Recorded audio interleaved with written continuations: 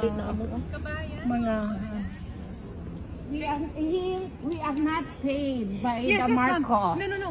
Yeah, we are here to sympathize. We are from Belgium, Germany, and Nalipan ba kayo? Germany with our own money. Our reporter from ako na taga-ABS-CBN, Zen Hernandez po. Zen Hernandez. She's also reporting, taga dito I'm sa an Netherlands. ex-mayor of Cabacan. Talaga? I'm a two-termer. My husband is also a mayor. Hindi.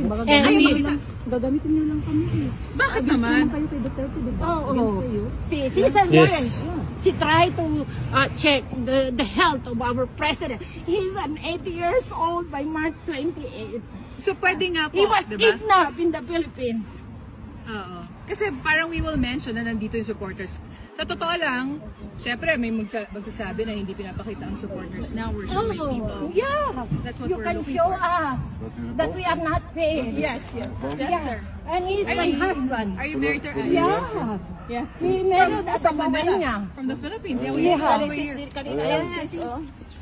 Sis, kanina lang